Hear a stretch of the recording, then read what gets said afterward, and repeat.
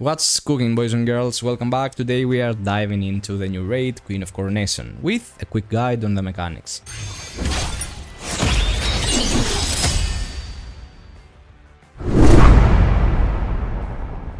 Let's start with the preparation phase. Unlike the normal Hex Chess raid, your starting location doesn't really matter here. What does matter is remembering which piece of the chess you start on.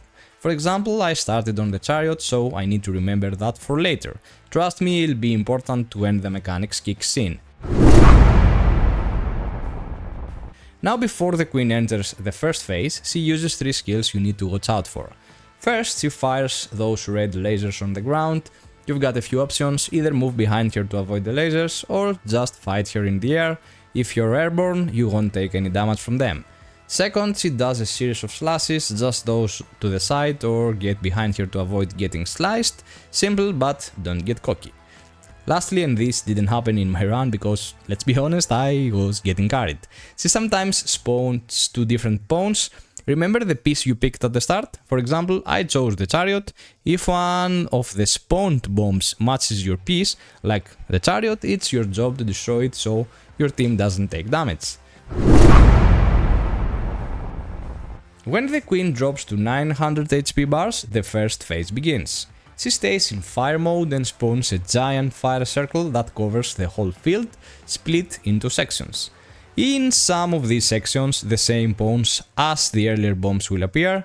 Your job: find the pawn that matches your mark and destroy it. Since I chose the chariot on the preparation phase, I will always be marked with the chariot mark. Here's a tip I wish I'd known sooner.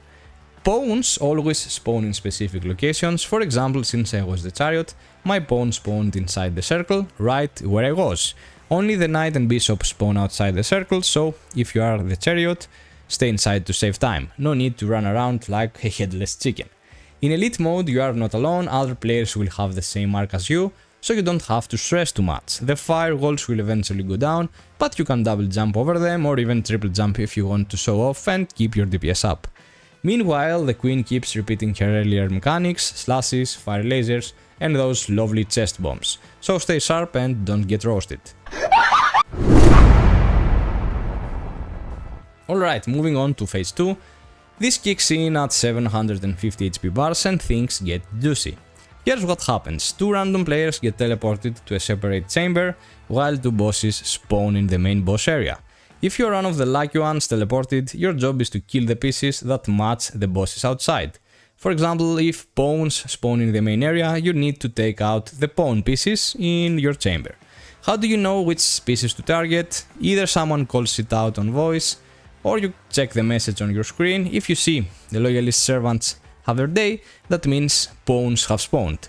If it's a different message, like one about knights, then you need to kill the knight pieces instead.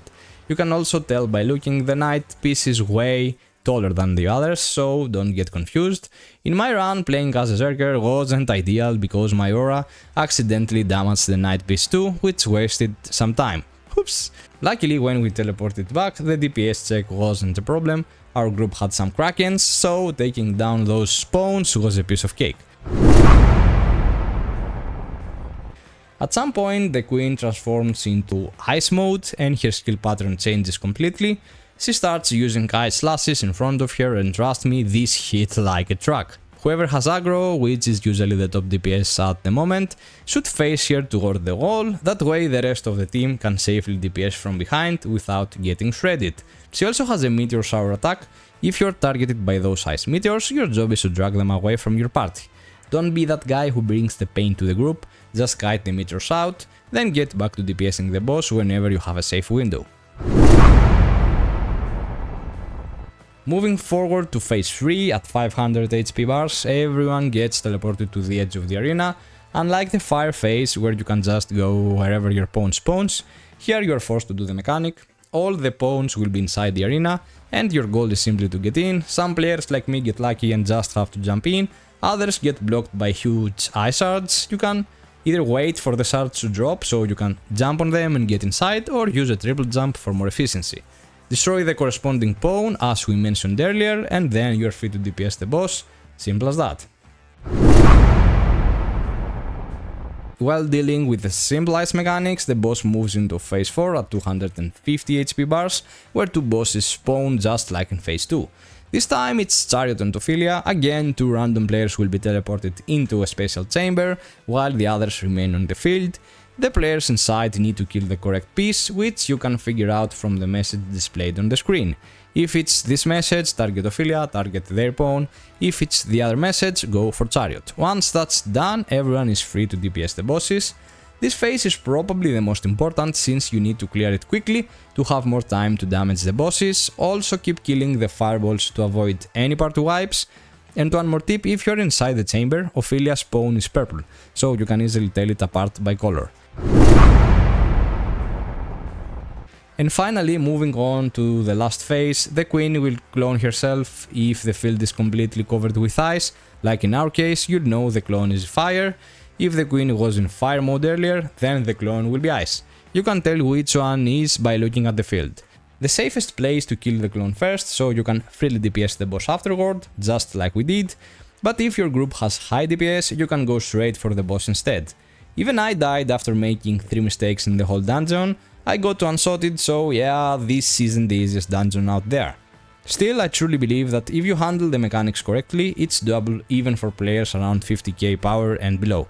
Just pay attention to the mechanics, and once you master them, the run gets much easier. Hope you found this helpful, thanks a lot for watching, and until next time, see ya!